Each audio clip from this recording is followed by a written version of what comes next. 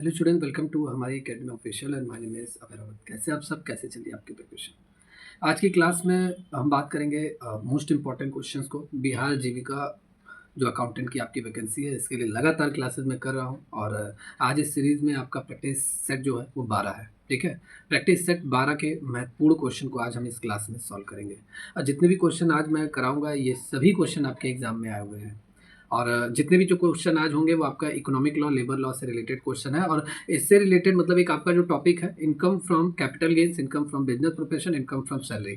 इन heads वाली income से हम पूरा देखेंगे। जो आपके इनकम के 5 हेड है, income from salary, income from business profession, income from house property, income from capital gains, income from other sources. इनसे रिलेटेड हम मोस्ट इंपॉर्टेंट क्वेश्चन के सेट्स को आज की क्लास में यहाँ कवर करेंगे।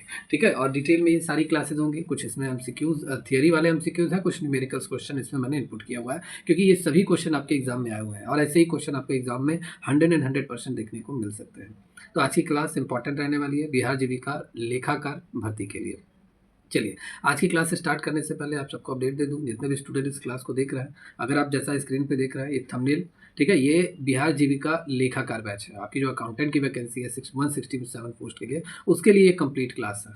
अगर आप सभी स्टूडेंट इस वैकेंसी के लिए तैयारी करना चाहते हैं तो इसका बैच पूरी तरीके से रनिंग मोड में है और लगभग 1 महीने से क्लासेस चल रही हैं। और आपका 60 से 65% लगभग सिलेबस कवर किया जा चुका है। सारी चीज़ें डिटेल में कवर कराई जा रही है, चाहे वो आपका थियरी हो, एमसीक्यू हो, न्यूमेरिकल्स हो। ठीक है, अकाउंटिंग हो या ऑडिटिंग हो, आपका इकोनॉमिक लॉ, लेबर लॉ, इसकी क्लासेस कंप्लीट इसमें चल रही है।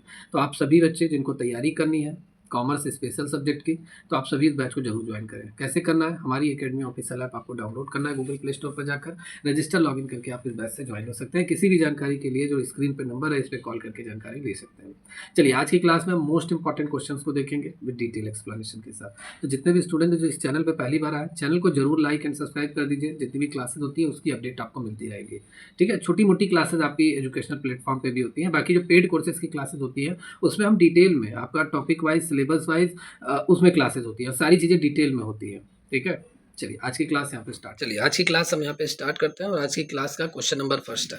क्वेश्चन नंबर फर्स्ट है, कह रहा है कि मिस्टर ए जो है वो रिसीव करते हैं 2 लाख रुपए, 2 लाख रुपए as a compensation for the termination of as agency. मतलब एजेंसी, मिस्टर ए किसी मतलब एजेंसी समाप्त होने पे उन्हें 2 लाख रुपए का मुआवजा मिलता है। ठीक है, और यह राशि पूछा जा रहा है किसके अंतर्गत कर योग्य होगा। मतलब this amount falls under which taxable category.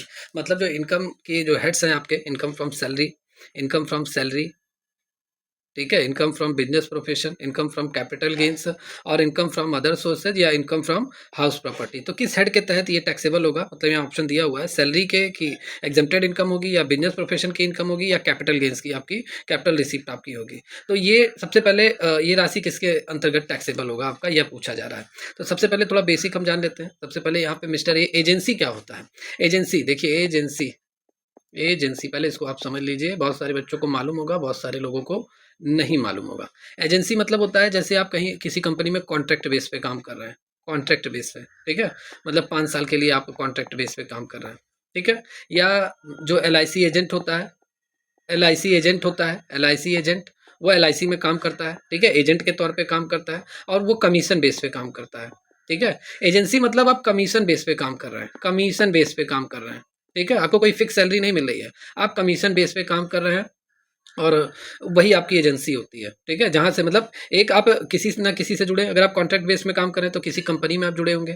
ठीक है, और या आप LIC एजेंट है तो LIC से आप जुड़े हुए हैं, या मान लेते हैं किसी के अंडर में आप काम कर रहे हैं। जैसे ये इनकी कंपनी है, ये इनकी कंपनी ABC लिमिटेड कंपनी है, आप इनकी कंपनी में एज अ सेल्स मैनेजर की काम कर, सेल्स पर्सन का काम कर रहे हैं, माल भिजवाने का काम कर रहे हैं, सेल्स पर्सन का काम आप कर रहे हैं। ठीक है, तो आप इनसे जुड़े हुए हैं, इनके मालिक से, जो ये कंपनी है, जो इनके ओनर है, इनसे आप जुड़े हुए हैं। तो ये आपके क्या होते हैं, ये आपके बॉस होंगे, प्रिंसिपल होंगे, और आप इनके क्या होंगे, एजेंट होंगे। तो ये आप इन्हीं दोनों लोगों के बीच में जो रिलेशन होता है, मतलब ये आप काम कर रहे हो, तो यही होता है एजेंसी। ठीक है, अब मान लेते हैं आप लोगों के बीच में, जैसे आप किसी कॉन्ट्रैक्ट बेस पे कहीं जॉब कर रहे हैं और 5 साल के लिए कॉन्ट्रैक्ट आपको मिला हुआ है, आप 5 साल के लिए काम करो, 5 साल पूरा हो गया, तो 5 साल पूरा होने पे कंपनी आपको कुछ अमाउंट देती है। ठीक है, कंपनी आपको क्या देती है, कंपनी आपको कुछ एक मुफ्त अमाउंट देती है, और वही एक मुफ्त अमाउंट जैसे इनको मिला हुआ है मिस्टर ए को। ठीक है, मतलब 5 साल कॉन्ट्रैक्ट पूरा होने के बाद, तो वो टैक्सेबल होता है आपका, जो भी आपको मिलेगा। या LIC एजेंट है, अगर उसने पूरी अच्छी तरीके से LIC में काम किया हुआ, कमीशन बेस पे वो काम कर रहा है, और जब भी उसका मतलब लाइसेंस टर्मिनेट होता है, ठीक है, कॉन्ट्रैक्ट उसका खत्म होता है तो एलआईसी की तरफ से कुछ उसे एक मुफ्त पैसा मिलता है, ठीक है, वही होता है क्या, एल मतलब एजेंसी के टर्मिनेशन पे प्राप्त मुआवजा। तो अब समझ में आ गया आपको। तो मिस्टर ए जो है ये कमीशन बेस पे ही काम कर रहे हैं या किसी एजेंसी में कॉन्ट्रैक्ट बेस पे काम कर रहे थे। अब कॉन्ट्रैक्ट समाप्त हो गया या कंपनी बंद हो गई या इनके मालिक ने इन्हें निकाल दिया, ठीक है, तो इनको 2 लाख रुपए का मुआवजा मिला और ये टैक्सेबल होता है इनकम टैक्स एक्ट 1961 के अकॉर्डिंग। तो ये किस हेड के अंतर्गत टैक्सेबल होगा ये आपसे पूछा जा रहा है। तो देखिए ये बिजनेस और प्रोफेशन के हेड में ये टैक्सेबल होता है, व्यापार और पेशा की इनकम मानी जाती है, क्योंकि मिस्टर ए को कोई सैलरी नहीं मिल रही थी। अगर सैलरी मिलती तो ये इनकी किस हेड में टैक्सेबल होता है, ये इनकी इनकम फ्रॉम सैलरी के हेड में टैक्सेबल होता है, इनकम फ्रॉम टैक्स सैलरी के हेड में टैक्सेबल होता है। ये इनकी बिजनेस और प्रोफेशन की इनकम मानी जाएगी, इनके प्रोफेशन की, क्योंकि ये अपने प्रोफेशन से पैसा कमा रहे थे, अपने पैसे से। मान लेते जिस एजेंसी में ये जुड़े हुए थे वहां पे एज ये सेल्स पर्सन थे, ठीक है, सेल्स पर्सन थे, माल बेचवाने का काम करते थे, तो इनका पेशा ही यही था। तो ये बिजनेस प्रोफेशन की इनकम मानी जाएगी और बिजनेस प्रोफेशन के हेड में ये टैक्सेबल होगा आपका। तो सी आंसर आपका यहाँ पे सही है। थोड़ा यहाँ पे हम डिटेल में बात कर लेते हैं। तो ऑप्शन सी व्यापार और पेशा की इनकम मानी जाएगी। ये जितना डिटेल में बता रहा हूँ ये this is very most important. तो सेक्शन 28 सब सेक्शन सेकंड और सी के आयकर अधिनियम 1961 के अंतर्गत एजेंसी की इनकम व्यापार और पेशा के हेड में टैक्सेबल होगी। ये धारा कहता क्या है, ये सेक्शन कहता है कि अगर किसी व्यक्ति को किसी एजेंसी के समाप्त होने पे या उसके नियमों में बदलाव के कारण कोई अगर उसे मुआवजा मिलता है तो वो जो राशि उसे मिलती है, अमाउंट जो मिलता है, वो बिजनेस और प्रोफेशन के हेड में टैक्सेबल होगी, टैक्सेबल मानी जाएगी, टैक्स लगेगा। क्लियर है इतना। अब देखिए जो अदर ऑप्शन थे जैसे सैलरी का मैंने कहा, तो देखिए एजेंसी का संबंध मतलब क्या, एम्प्लॉयमेंट नौकरी से नहीं होता है, क्योंकि जो एजेंट होता है वो किसी कंपनी का कर्मचारी नहीं होता है, वो वेतन उसे नहीं मिलता है, वो कमीशन बेस पे काम करता है। और एग्जेम्प्टेड इनकम होगी नहीं क्योंकि ये टैक्सेबल होती है। एजेंसी की इनकम जो आपको टर्मिनेट होकर मतलब आपकी कॉन्ट्रैक्ट समाप्त होने पे जो एक मुफ्त आपको पैसा मिलता है, ठीक है, और एजेंसी की इनकम तो वो आपका टैक्सेबल होता है। तो टैक्स एग्जेम्प्टेड का कोई सवाल ही नहीं बनता। और कैपिटल गेन्स तो होगा नहीं क्योंकि यहाँ पे कोई एसेट्स थोड़ी ना बिका हुआ है। तो मिस्टर ए आपके क्या थे, एक एजेंट थे और उनकी एजेंसी समाप्त हुई, उन्हें 2 लाख रुपए का मुआवजा मिला और ये जो उनको कंपनसेशन मिला है ये एजेंसी खत्म होने के कारण मिला है, और जो कि ये अपने व्यवसाय उनके व्यवसाय से जुड़े हुए थे, ये अपने प्रोफेशन से पैसा कमा रहे थे। एज ए मैं कह दूँ अगर कोई ना कोई काम कर ही रहे होंगे पैसे से या व्यवसाय से जुड़े हुए थे, तो ये राशि व्यवसाय से मिली हुई इनकम मतलब बिजनेस से जुड़ी हुई इनकम मानी जाएगी और इस पर टैक्स लगेगा और ये बिजनेस और प्रोफेशन के हेड में क्या होगा, टैक्सेबल होगा। बिजनेस और प्रोफेशन के हेड में ये टैक्सेबल होगा। धारा मतलब सेक्शन 28 सब सेक्शन सेकंड सी के अनुसार ये बिजनेस प्रोफेशन के हेड में टैक्सेबल होगा। मेरे हिसाब से अब क्लियर हो गया होगा आप सभी को कि इस क्वेश्चन का मतलब क्या है और आंसर इसका क्या है, समझ में आया। चलिए नेक्स्ट क्वेश्चन कह रहा है कि which of the following expenses is not deductible from the business income. कौन सा खर्च व्यवसाय आय में स्वीकार्य नहीं है, मतलब कौन सा ऐसा खर्च है, बहुत सारे एक्सपेंसेस आप करते हैं अपने बिजनेस में, तो आपकी ऐसी कौन से ऐसे एक्सपेंसेस हैं जो बिजनेस इनकम के अंतर्गत आपको कटौती नहीं मिलता है, ठीक है, या ओके। चलिए, तो यहाँ पे पूछा क्या जा रहा है, इसमें पूछा जा रहा है कि कौन सा ऐसा खर्चा, जैसे आप अगर बिजनेस करते हैं तो बहुत सारे आपके खर्चे होते हैं और उन सभी खर्चों को आप कटौती के तौर पे मतलब इनकम टैक्स एक्ट 1961 के अकॉर्डिंग उन सभी खर्चों का डिडक्शन आप ले सकते हैं, टैक्स में कटौती ले सकते हैं, ठीक है। तो बिजनेस में जैसे ऑडिट फीस ये आपके बिजनेस से रिलेटेड हुआ खर्चा है, ठीक है। जैसे ऑडिट फीस मतलब क्या, जैसे आपका बिजनेस चल रहा है, जैसे आपकी एक कंपनी है ABC कंपनी, आप बहुत बड़ा बिजनेस कर रहे हो तो गवर्नमेंट आपसे रिपोर्ट मांगेगी आपके बिजनेस का, ठीक है, टर्नओवर क्या है कैसा है, तो ऑडिट रिपोर्ट आपसे मांगेगी गवर्नमेंट, ठीक है, सभी कंपनियों से मांगती है गवर्नमेंट, तो आपको ऑडिट रिपोर्ट देना पड़ेगा। उसके लिए आप क्या करोगे, एक ऑडिटर अपॉइंट करोगे, मतलब एक CA चार्टर्ड अकाउंटेंट अपॉइंट करोगे, वो आपके सभी लेखा जोखा फाइनेंशियल स्टेटमेंट जितना है उन सबकी क्या करेगा, उन सबकी जांच करेगा, फिर वो अपना ऑडिट रिपोर्ट बना के देगा। और ये फ्री में तो करेगा नहीं, तो जाहिर सी बात है आप इसको हर महीने 1 लाख रुपए सैलरी दोगे, 1 लाख ना सही मान लेते हैं 85,000 दोगे, तो दोगे तो ये खर्चा आपका किससे जुड़ा हुआ है, ये आपके बिजनेस से जुड़ा हुआ है, आपकी कंपनी से जुड़ा हुआ है, आपके व्यवसाय से जुड़ा हुआ खर्चा है, तो इसका डिडक्शन आपको मिल जाएगा, कटौती आपको मिल जाएगी, ठीक है। इनकम टैक्स पेड, देखिए आयकर भुगतान होता है, ये हम अपना टैक्स पे करते हैं, ये पर्सनल एक तरीके से है, हम अपनी इनकम पे टैक्स पे करते हैं, तो ये बिजनेस से रिलेटेड जुड़ा हुआ नहीं है, इसको हटा दीजिए। तो यही आपका स्वीकार्य नहीं होगा, ऑप्शन बी ही यहाँ पे सही है। बाकी स्टाफ की सैलरी ये भी आपकी कटौती मिलती है टैक्स में, ठीक है, एम्प्लॉय की सैलरी जो आपके यहाँ काम कर रहे हैं, आपके ऑफिस का किराया, इसका भी खर्च का क्या मतलब बिजनेस की आय में ये भी स्वीकार्य की जाती है, बिजनेस की आय में, ठीक है। तो ऑफिस रेंट आपका हो गया। बाकी इनकम टैक्स पेड जो है आयकर भुगतान, इसका कटौती आपको नहीं मिलेगा और ये बिजनेस आय में ये स्वीकार्य नहीं की जाएगी ये खर्च, ठीक है, ये कि ये आपके पर्सनल खर्चे हैं, आपने अपनी इनकम पे टैक्स पे किया हुआ है, तो बी आंसर यहाँ पे सही है। डिटेल में देखिए, इनकम टैक्स पेड मतलब आयकर भुगतान, बी आंसर सही है। आयकर अधिनियम की धारा 37 के अनुसार बिजनेस को चलाने के लिए जो भी आप खर्चे करते हैं, अगर वो लीगल है, पहली बात है लीगल मतलब इनकम टैक्स एक्ट, इनकम, ठीक है, टैक्स एक्ट 1961 के अकॉर्डिंग वो क्या हो, लीगल हो। मतलब इनकम टैक्स एक्ट 1961 में इसका वर्णन किया गया हो, एक्सप्लेन किया गया हो उन सभी खर्चों को। पहला, और दूसरा है कि व्यक्तिगत खर्चे ना हो, आपके पर्सनल एक्सपेंसेस आपकी बिजनेस इनकम में नहीं शामिल होते हैं। ठीक है, आपने अगर कोई पर्सनल एक्सपेंसेस किया, जैसे आपने अपने घर के लिए फर्नीचर खरीदा है, ठीक है, फर्नीचर खरीदा है, तो इसकी कटौती आपको टैक्स में नहीं मिलेगी, इसकी कटौती आपको टैक्स में, ठीक है, नहीं मिलेगी, नहीं मिलेगी अगर आपने अपने पर्सनल के लिए किया हुआ है। बाकी ऑफिस यूज़ के लिए फर्नीचर खरीदा है तो उसकी कटौती आपको मिलेगी।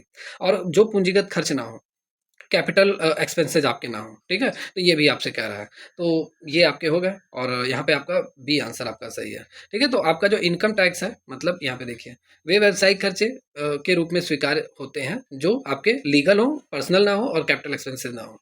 अब इनकम टैक्स पेड, ये आपका आपके बिजनेस की एक्सपेंसेस आपके नहीं है, मतलब आपके व्यवसाय से जुड़ा हुआ खर्चा नहीं है। क्यों?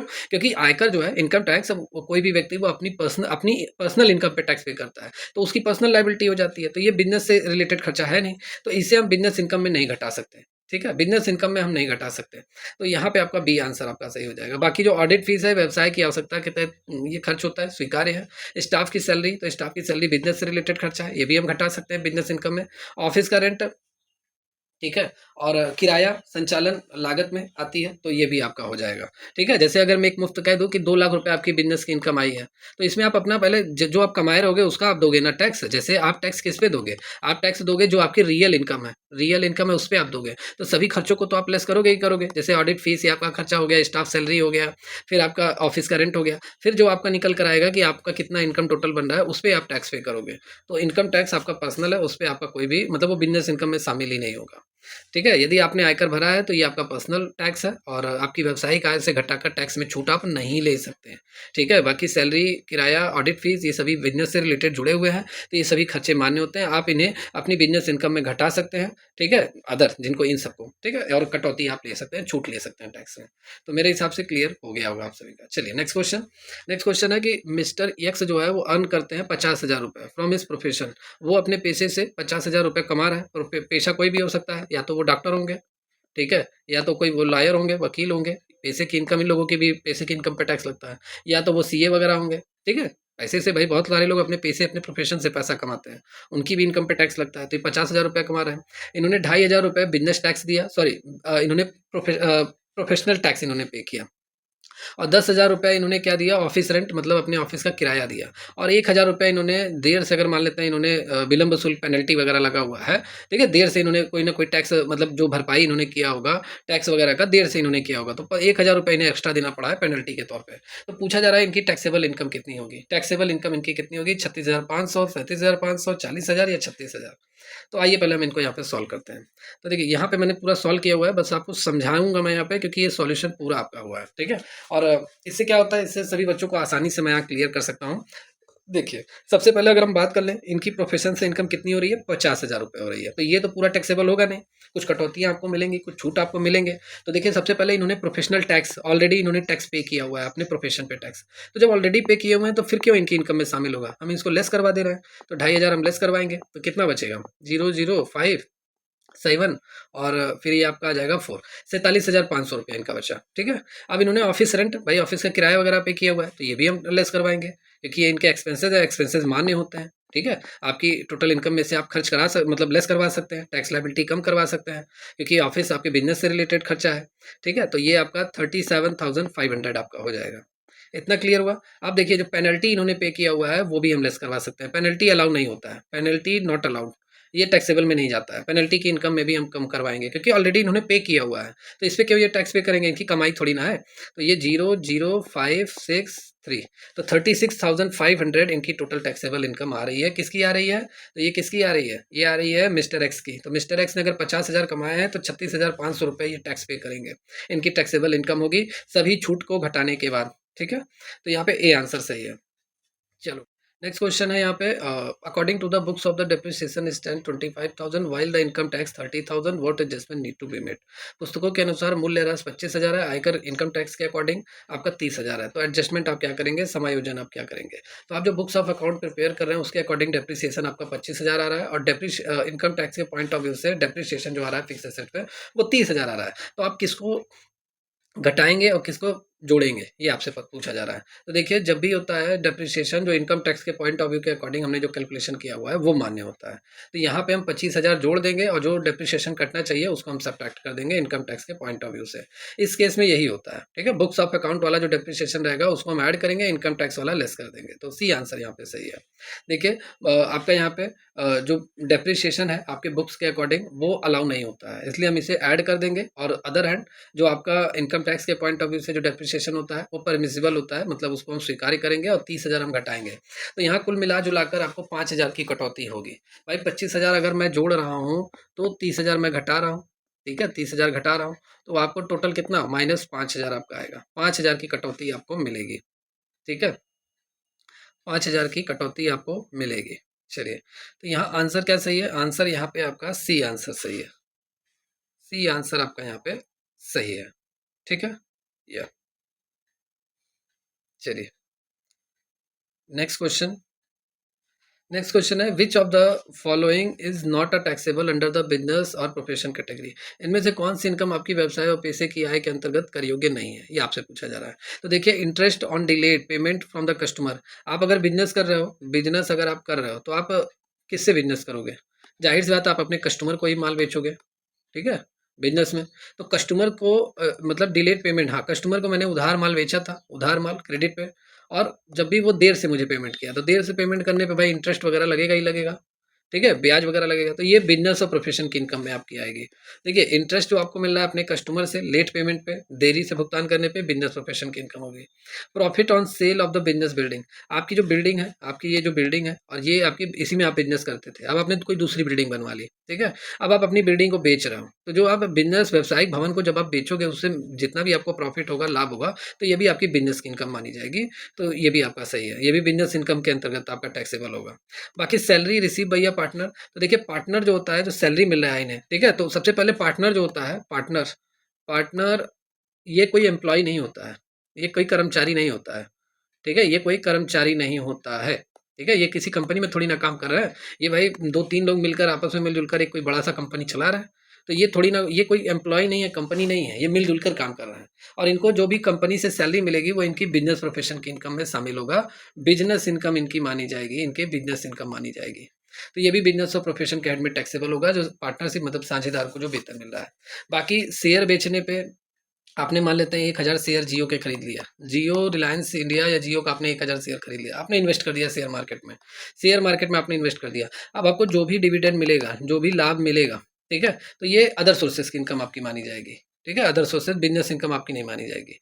तो ये बिजनेस और प्रोफेशन के हेड में टैक्सेबल नहीं होगा, बाकी और सभी आपके होंगे। तो यहाँ डी आंसर आपका सही है। देखिए इसको डिटेल में, dividend from investment in share, share निवेश से लाभांश। जैसे जो ब्याज आपको मिलता है ग्राहक से मिलने वाला, ये व्यवसाय से जुड़ा हुआ है तो बिजनेस इनकम है। बाकी जो आपको बिल्डिंग बेचने पे, व्यवसायिक बिल्डिंग बेचने पे आपको जो भी कैपिटल गेन, जो भी फायदा हो रहा है, तो ये आपके व्यवसाय से जुड़ा हुआ है, ठीक है, तो ये आपकी बिजनेस इनकम मानी जाएगी। और बाकी साझेदार को, पार्टनर्स को जो सैलरी मिल रही है, तो धारा 28 के अकॉर्डिंग ये पार्टनर्स की क्या होगी, बिजनेस प्रोफेशन की हेड में टैक्सेबल होगी। बाकी ये सीधा व्यवसाय से जुड़ा हुआ नहीं है लाभांश। अगर यहाँ कहता कि पार्टनर्स को, अगर यहाँ पे कहता कि पार्टनर्स को, ठीक है, कंपनी से डिविडेंड मिल रहा है, जिस कंपनी को वो चला रहा है, तब यहाँ पे हम कह सकते थे कि ये बिजनेस प्रोफेशन की इनकम होगी। लेकिन यहाँ ऐसा कोई भी चीज़ नहीं लिखा हुआ, बस लिखा हुआ है आपने शेयर खरीदा, इन्वेस्ट किया, तो ये अदर सोर्सेज की इनकम आपकी होगी, ठीक है। जैसे शेयर निवेश से जो आपको लाभांश, लाभ में हिस्सा मिलता है, ये एक निवेश से अर्जित आया है और इसका व्यवसाय के सीधे संचालन से कोई लेना देना नहीं है, तो ये अदर सोर्सेज की इनकम के अंतर्गत टैक्सेबल होगी, ना कि बिजनेस प्रोफेशन के हेड में। तो अगर आप किसी कंपनी में पैसे लगाकर शेयर खरीदते हैं, आपको उस पर लाभांश मिलता है, लाभ में हिस्सा मिलता है, तो ये आपका इनकम फ्रॉम अदर सोर्सेज के हेड में टैक्सेबल आपका होगा, मतलब अदर सोर्सेज की इनकम आपकी मानी जाएगी, व्यावसायिक इनकम ये नहीं मानी जाएगी। तो यहाँ पे आपका डी वाला आंसर सही है, ठीक है। चलिए अब यहाँ पे हम नेक्स्ट क्वेश्चन, हाँ नेक्स्ट क्वेश्चन है फर्म में कार्यरत साझेदार को प्राप्त वेतन किस हेड के अंतर्गत टैक्सेबल होगा। जो सैलरी मिला है वर्किंग पार्टनर्स को, अगर वो किसी फर्म में काम कर रहे हैं, तो वो किस हेड के तहत टैक्सेबल होगा आपका, ठीक है। अभी मैंने बताया अगर कोई भी फर्म है, मान लेते हैं ये एक फर्म है, फर्म का मैं मान लो बात कि ये है एल एलपीटी एलपीबी, मान लेते हैं ये कोई कंपनी, एलपीबी कंपनी है, कोई एक फर्म है, ठीक है। अब इसके अंतर्गत बहुत सारे पार्टनर जुड़े हुए हैं, पार्टनर ए जुड़ा हुआ है, पार्टनर बी जुड़ा हुआ है, पार्टनर सी जुड़ा हुआ है, पार्टनर डी जुड़ा हुआ है एक फर्म के साथ। अब इन लोगों को जो भी सैलरी फर्म से मिलेगा, ठीक है, एक तो सबसे पहले ये लोग एम्प्लॉय नहीं है, इस फर्म के कर्मचारी नहीं है, तो इनको जो भी सैलरी मिलेगा वो इनकी बिजनेस प्रोफेशन की इनकम मानी जाएगी, व्यवसाय और पेशा की इनकम मानी जाएगी। ठीक है, सैलरी अगर किसी कंपनी में काम करते तब सैलरी मिलता तो वो वहाँ पे इनकम फ्रॉम सैलरी के हेड में टैक्सेबल होता, लेकिन ये बिजनेस प्रोफेशन की इनकम यहाँ पे इनकी मानी जाएगी। जो भी फर्म में कार्यरत पार्टनर्स हैं, वर्किंग पार्टनर्स हैं, तो वो इनकी बिजनेस प्रोफेशन के हेड में टैक्सेबल होगी, टैक्सेबल तो होगी लेकिन बिजनेस प्रोफेशन के हेड में। ठीक है, और यहाँ पे आपका सी आंसर सही है। डिटेल में देख लेते हैं। जब कोई पार्टनर्स है, किसी फर्म में एक्टिवली है, मतलब कार्य कर रहा है, वर्किंग पार्टनर्स है, वर्किंग पार्टनर मतलब अभी भी फर्म में काम कर रहा है, उसको फर्म से जितना भी वेतन मिलेगा, सैलरी मिलेगा, कमीशन मिलेगा, बोनस मिलेगा या अदर कोई भी उसे पारिश्रमिक मिलेगा, जो भी पैसा मिलेगा वो उसका क्या बिजनेस प्रोफेशन के हेड में वो टैक्सेबल होगा। या वेतन की इनकम नहीं माना जाएगा क्योंकि ये उस फर्म में कर्मचारी नहीं है, ये लोग उससे जुड़े हुए हैं, तो ये बिजनेस प्रोफेशन के हेड में टैक्सेबल होगा आपका। तो यहाँ पे सी आंसर सही है। ठीक है, और सैलरी किस हेड में सैलरी कब माना जाता है? जब सैलरी जैसे साझेदार और फर्म के बीच में एम्प्लॉय और एम्प्लॉयर का रिलेशन नहीं है। ठीक है, सैलरी तब होता है जैसे आपका कोई बॉस हो, ठीक है, और आप उसके अंतर्गत काम कर रहे हो, तब वहाँ पे हम कह सकते थे कि इनकम फ्रॉम सैलरी आपका ये होगा। ठीक है, फर्म कोई बॉस थोड़ी ना है, फर्म है और साझेदार, इन दोनों के बीच में एम्प्लॉय एम्प्लॉयर का रिलेशन नहीं होता है, तो सैलरी हेड यहाँ पे लागू ही नहीं होगा। तो यहाँ पे जो मैंने बताया वो सही है आपका, सी आंसर। नेक्स्ट है, निम्नलिखित में कौन सी कैपिटल एसेट्स माना जाएगा? Following are the regarded as a capital assets. तो कैपिटल एसेट जिनको हम इन्वेस्टमेंट करने के पर्पज से खरीदते हैं, इन्वेस्टमेंट इन्वेस्टमेंट के पर्पज से हमने खरीदा हुआ है, मतलब हम निवेश कर रहे हैं। अगर हम इसे खरीद रहे हैं तो हम आगे के भविष्य के बारे में सोच रहे हैं कि निवेश करने पे हमें कुछ आगे चल के क्या मिलेगा, प्रॉफिट इसका मिलेगा हमें। ठीक है, प्रॉफिट हमें मिलेगा, तो वो आपका कैपिटल एसेट्स होता है। अब कैपिटल एसेट्स आप अपने पर्सनल यूज़ के लिए आप नहीं खरीदते हैं, आपके बिजनेस से रिलेटेड जुड़ा रहता है। ठीक है, आपके बिजनेस से रिलेटेड जो भी आप इन्वेस्टमेंट करते हैं और जो आपके बिजनेस से रिलेटेड हो वो आपका क्या होगा, कैपिटल एसेट, पूंजीगत संपत्तियाँ आपकी होंगी। ठीक है, तो जैसे ज्वेलरी, बहुत सारे लोग ज्वेलरी खरीद के रख लेते हैं और मार्केट में जब सोने का दाम महंगा होता है, सोने का जो दाम है, ठीक है, वो बढ़ता जब है तो वो लोग क्या कर देते हैं, वो लोग बेच देते हैं। तो एक तरीके से इन्वेस्टमेंट ही है। स्कल्पचर, मूर्तियाँ हो गई, आर्कियोलॉजिकल कलेक्शन, ये सभी क्या है, ये सभी एक तरीके से इन्वेस्टमेंट है। बहुत सारे लोग खरीदते हैं और खरीद कर इसको ऊंचे दाम में बेचते हैं। ठीक है, तो यहाँ पे ऑल ऑफ द अबव ये सभी आपके कैपिटल एसेट्स, आपकी पूंजीगत संपत्तियाँ होंगी। ठीक है, सेक्शन 2 सब सेक्शन 14 के अनुसार आभूषण, मूर्तियाँ, पेंटिंग और जो आपके आर्कियोलॉजिकल कलेक्शंस हैं, जो पुराने तरह के सामान हैं, मूर्तियाँ हैं, ये सभी आपके कैपिटल एसेट्स माने जाते हैं क्योंकि आपने इन्हें अपने व्यक्तिगत उपयोग के लिए मतलब आपने देखिए पर्सनल ही तो माना जाता है कि व्यक्तिगत उपयोग के लिए आपने नहीं लिया है, बिजनेस पर्पज के लिए, क्योंकि आप इनकम टैक्स भर रहे हो।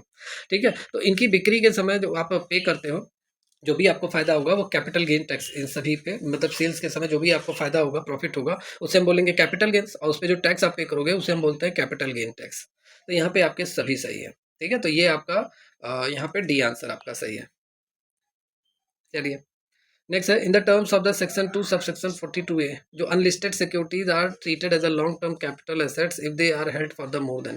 धारा 2 धारा 42A के अकॉर्डिंग जो आपके अनलिस्टेड सिक्योरिटीज हैं, अनलिस्टेड सिक्योरिटी मतलब ये शेयर मार्केट में रजिस्टर्ड नहीं है। इस तरह की जो प्रतिभूतियां सिक्योरिटीज हैं वो शेयर मार्केट में, ठीक है, शेयर मार्केट में ये लिस्टेड नहीं है।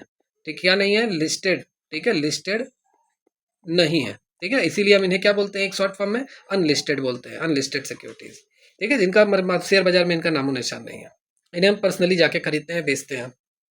तो ये हमारे लॉन्ग टर्म एसेट्स का इन्हें मान सकते हैं। कितने समय तक अगर हम रखे रहेंगे, तो अगर हम इन्हें 24 महीने से अधिक समय तक या 24 महीना 2 साल या उससे अधिक समय तक अगर हम रखे रहेंगे अनलिस्टेड सिक्योरिटीज़ को या अनलिस्टेड शेयर को, और उसके बाद अगर हम बेचते हैं तो जो हमें फ़ायदा होगा तो वो हम कह सकते हैं कि हमें long LTCG, long term capital gains हमें होगा। और 2 साल से अधिक समय तक अगर हम रखे रहेंगे तो हम कह सकते हैं ये हमारे लॉन्ग टर्म कैपिटल एसेट्स होंगे। ठीक है, और अगर 2 साल से कम समय तक रखे रहेंगे, कम समय से रखे रहेंगे, तो हमारा क्या होगा, तो ये कौन सा एसेट्स हमारा होगा, तभी हमारा शॉर्ट टर्म कैपिटल एसेट्स माना जाएगा। तो यहाँ सी आंसर आपका यहाँ पे सही है। चलिए, नेक्स्ट क्वेश्चन है, in section 45 of income tax act 1961 is related to. आयकर अधिनियम के अकॉर्डिंग 1961 की धारा 45 किससे संबंधित है, ये आपसे पूछा जा रहा है। तो सेक्शन वगैरह क्वेश्चन बहुत बार एग्जाम में पूछे जाते हैं। तो सेक्शन 45 1961 का किससे रिलेटेड है, तो ये आपके कैपिटल गेन से रिलेटेड है, कैपिटल गेन से रिलेटेड है, पूंजी लाभ से रिलेटेड है। तो यहाँ पे आपका डी आंसर आपका यहाँ पे सही है। अब कैपिटल गेन्स क्या होता है, आइए चलिए इसको भी हम यहाँ पे डिटेल में बात कर लेते हैं। तो कैपिटल गेन्स मतलब क्या, सेक्शन 45 ये बताता है जब कोई व्यक्ति अपना कैपिटल एसेट्स बेचता है। कैपिटल एसेट जैसे उसने इन्वेस्टमेंट किया है, लैंड खरीद लिया, 5 लाख का खरीदा और 12 लाख में इसने बेच दिया, 7 लाख का इसने क्या कमाया, लाभ कमाया। तो यही जो 7 लाख का लाभ होगा इसे हम बोलते हैं कैपिटल गेन। क्या बोलते हैं, कैपिटल गेन, जिसे हम क्या बोलते हैं, कैपिटल गेन, हिंदी में क्या बोलेंगे, पूंजीगत लाभ, पूंजीगत लाभ।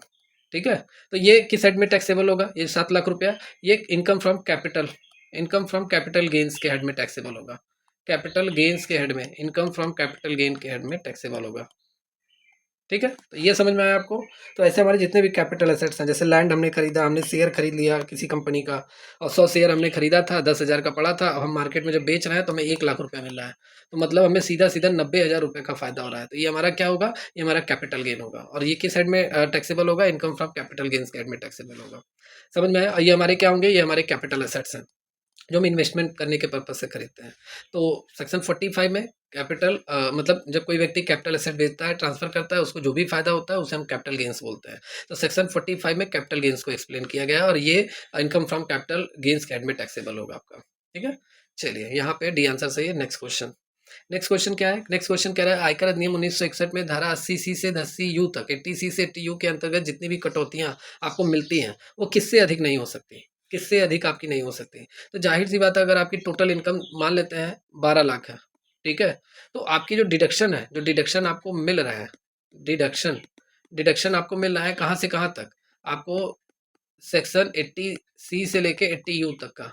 ठीक है, तो ये डिडक्शन आपको तो मिलेगा, लेकिन ये आपकी टोटल इनकम से अधिक नहीं होनी चाहिए, टोटल इनकम से कमी होनी चाहिए। ठीक है, तो यहाँ पे आंसर क्या आपका सही होगा, टोटल इनकम, बी आंसर सही है, दिया हुआ भी है। तो आपकी टोटल इनकम से अधिक नहीं होना चाहिए जितने भी डिडक्शन आपको मिल रहा है। तो 80C से 80U के अंतर्गत जो भी कटौतियाँ आपको मिल रही है वो हमारी कुल आय से तो अधिक नहीं हो सकती। ठीक है, यदि किसी व्यक्ति की अगर कुल आय मान लेते हैं वो कमाई वही नहीं कर रहा है, जीरो ही है, तो उसको कटौती दी ही नहीं जाएगी। ठीक है, तो यहाँ पे आपका आंसर बी आंसर से टोटल इनकम। नेक्स्ट है LIC, ये एग्जाम में आया हुआ क्वेश्चन है, payment of LIC premium can be claimed as a deduction under section. अगर आप कोई LIC के थ्रू आपने इंश्योरेंस खरीदा हुआ है, पॉलिसी वगैरह, उसका जो प्रीमियम आप पेमेंट कर रहे हो, भुगतान कर रहे हो प्रीमियम की भरपाई, तो उस प्रीमियम की जितना भी आप प्रीमियम भर रहे हो उसकी कटौती आप ले सकते हो, टैक्स में कटौती ले सकते हो। जैसे मान लेते हैं आपकी 8 लाख की मान लेते हैं 8 लाख रुपए आपका टैक्सेबल इनकम है, आपकी taxable income, taxable income, taxable income, और आपने क्या किया हुआ है, आपने आप गए हैं और आप LIC में आपने एक इंश्योरेंस ले रखा है, और हर महीने आप मान लेते हैं 5,000 रुपये आप जमा कर रहे हो हर महीने। ठीक है, तो साल भर का कितना होगा, साल भर का 60,000 होगा। ठीक है, लेकिन आप 60,000 का तो डिडक्शन ले ही लोगे इस किसके अंतर्गत, सेक्शन 80C के तहत, सेक्शन, ठीक है, सेक्शन 80C के तहत। 80C क्या कहता है कि अगर आप किसी भी सरकारी योजना में अगर आप पैसा अपना इन्वेस्ट करते हैं, तो इन इन्वेस्टमेंट में जितना भी पैसा आप प्रीमियम जमा कर रहे हैं वो आप टैक्स में कटौती ले सकते हैं, टैक्स में कटौती ले सकते हैं। अभी आपका 8 लाख पे टैक्स लगता है, लेकिन आप यहाँ पे अपनी टैक्सेबल इनकम कम करवा सकते हैं। तो आप यहाँ देखिए 80C के तहत मैक्सिमम आप 1.5 लाख की कटौती करवा सकते हैं। ठीक है, 1.5 लाख रुपए का, तो आपका 6,50,000 पे अब आपका टैक्स लगेगा। पहले 8 लाख का लगता है, लेकिन सेक्शन 80C आपने अप्लाई किया हुआ है और इसके तहत 1.5 लाख रुपए आप कटौती ले सकते हैं मैक्सिमम, तो अब आपका 6,50,000 पे टैक्स लगेगा। ठीक है, पहले 8 लाख पे लगता है, अब 6,50,000, तो फायदा हो रहा है कि नहीं हो रहा है, तो ये डिडक्शन यही होते हैं आपके, आपकी कुल इनकम कम हो जाती है और फिर उस पर टैक्स लगता है, तो आपका टैक्स भी कम आता है, तो ये फायदा होता है आपका। ठीक है, तो मैक्सिमम 1,50,000, बाकी जितने का प्रीमियम आप जमा करेंगे उस हिसाब से कैलकुलेशन होता है, तो यहाँ ए आंसर आपका सही है। ठीक है, 80C के तहत डिटेल में देख लीजिए, 80C के अंतर्गत LIC प्रीमियम आप जमा कर रहे हो, या पब्लिक प्रोविडेंट फंड PPF में आप पैसा जमा कर रहे हो, NSC नेशनल सिक्योरिटी में आप जमा कर रहे हो, ट्यूशन फीस, इन सभी पर अधिकतम आप 1.5 लाख रुपए तक की कटौती का लाभ आप ले सकते हैं, अपनी टैक्सेबल इनकम कम करवा सकते हैं। अगर आपने LIC प्रीमियम इंश्योरेंस अगर आप भुगतान करते हैं तो 1.5 लाख रुपए तक आप अपनी कुल आय को कम करवा सकते हैं कटौती लेकर, जिससे आपका टैक्स कम आएगा। ठीक है, और ये कटौती आपको तभी मान्य होगी जब आप पॉलिसी स्वयं या अपनी पत्नी के लिए, स्पाउस के लिए, या अपने बच्चों के नाम से अगर आपने ली हुई है। प्रीमियम राशि पॉलिसी के वार्षिक समय, तो वार्षिक सम मतलब सम एश्योर्ड से संबंधित सीमाओं के भीतर हो, ये भी आपकी होनी चाहिए। ठीक है, और ये आपका हो गया। जैसे अगर आपने LIC पॉलिसी के लिए 30,000 रुपये का सालाना प्रीमियम आप भरते हैं, तो 1.5 लाख रुपए की सीमा के भीतर आते हुए 80C के तहत आप कटौती ले सकते हैं। चलिए, अदर सेक्शन अच्छा दिए हुए हैं जो आपके ऑप्शन में 80CCC, ये क्या होता है, तो देखिए 80CCC ये पेंशन से जुड़ा हुआ है, ये LIC प्रीमियम से जुड़ा हुआ नहीं है। जैसे अगर आपने किसी पेंशन फंड में निवेश किया हुआ है, तो LIC की जीवन अक्षय या एन्युटी या पेंशन प्लान में अगर आपने अपना पैसा मतलब क्या किया हुआ है, पेंशन फंड में अगर आपने निवेश किया हुआ है, तो 80CCC के तहत आपको कटौती मिलती है। ठीक है, 80C, 80CCC, 80CCD, ये सभी सेक्शन 80C की कटौती है, और इन सभी को मिला के आपको 1.5 लाख का कटौती मिलेगा। एक के तहत नहीं कि 80C के तहत 1.5 लाख मिल गया, इन सभी को मिला के आपको 1.5 लाख का कटौती मिलेगा। और 80C किससे संबंधित है, 80C जो आपका है ये पेंशन से रिलेटेड आपको कटौती मिलेगी, छूट मिलेगी, अगर आपने पेंशन फंड में निवेश किया हुआ है। 80D देखिए ये मेडिकल एक्सपेंसेस से जुड़ा हुआ है। अगर आप मेडिकल इंश्योरेंस प्रीमियम अगर आप मेडिकल इंश्योरेंस अगर आपने लिया हुआ है या हेल्थ इंश्योरेंस, अपने स्वास्थ्य का अगर इंश्योरेंस आपने कराया हुआ है किसी भी कंपनी से, जितना प्रीमियम आप जमा कर रहे हो उसको आप 80D के तहत कटौती ले सकते हैं। आपकी खुद के लिए अगर आपने लिया हुआ है या अपने बच्चे के लिए या अपने जीवन साथी के लिए, पत्नी के लिए या अपने माता-पिता के लिए, अगर आपने हेल्थ इंश्योरेंस ले रखा है तो उसकी कटौती आप ले सकते हैं। आप अपने बच्चे के लिए, पत्नी के लिए 25,000 रुपए का डिडक्शन ले सकते हैं और बाकी अगर आपके माता-पिता जो 60 साल से ऊपर के हैं तो उनके लिए 50,000 रुपए मान्य है, कटौती आप ले सकते हैं 80D के तहत। ठीक है? तो ये हो गया आपका। एक एग्ज़ाम्पल देखिए LIC का जीवन प्रीमियम 80C के तहत आता है, तो 80D के तहत नहीं आता है। जैसे स्टार हेल्थ या न्यू इंडिया एश्योरेंस का अगर आपने हेल्थ इंश्योरेंस कराया हुआ है तो 80D के तहत आप अपनी कटौती मतलब टैक्स टोटल इनकम कम करवा सकते हैं। 80DD क्या कहता है? 80DD कहता है कि ये उन सभी टैक्स पेयर को कटौती मिलता है जो अपने निर्भर विकलांग रिश्तेदारों की देखभाल करते हैं।